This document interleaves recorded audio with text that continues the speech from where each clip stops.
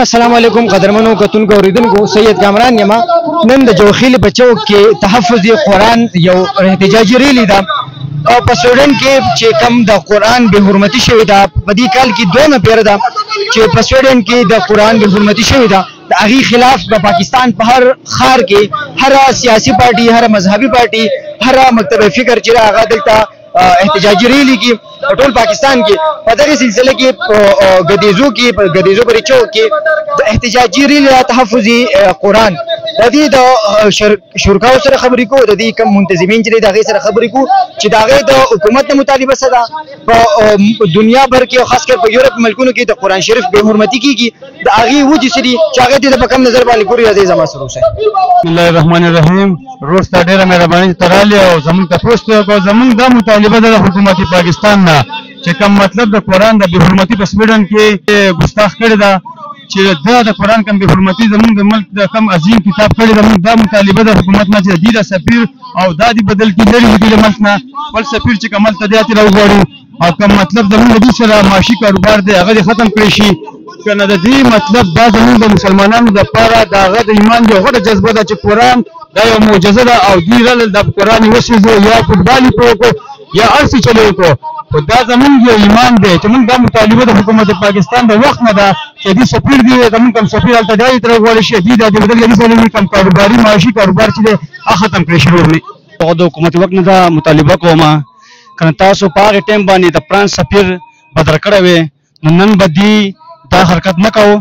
نن به دې د الله د بدین به نشي د الله د دین قرآن چې دی قرآن مجید چې زموږ د ټول مسلمانانو د سویډن سفیر چې دی هغه بدل کړی شي هغه خپل سفیر راوغواړي او هغه سفیر ولېږي. خو بدقسمتي زموږ دا ده موږ وایو چې ډېر زور والي حکومت وخت نو هغه وایي چې موږ به د هغې په پراډکټ باندې پابندي ولګو. خو په پراډکټ پابندي څه ده خو میاشت نیم ته د هغې شی والې که نه وانلې خو د هغې باوجود موږ خلکو ته په سترګو کې هغه دغه کې چې سترګې له پټې کړي چې موږ خو سړي سره دغه ختم کړو تجارتي تعلق ختم کړو د هغې سامان نه لو نو میاشت پس د هغې سره بیا هغه دوی په غېږونو کې ناستي.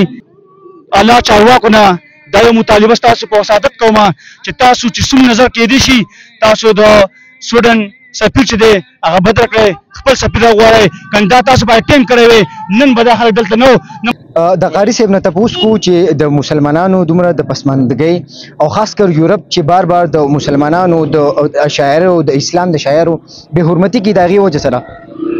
بسم الله الرحمن الرحیم والصلاة والسلام علیک یا رسول الله وعلی آلک وصحبه. مختصر دوه الفاظو کې به راته ووایم. مین مسله دا ده چې انګریز زموږ په نظریه باندې قبضه کړې ده. په څه باندې قبضه کړې ده؟ او روحي محمد ان کے بدن سے نکال دو اقبال ویلي و که نه هغوی زموږ په نظریه باندې قبضه کړې ده.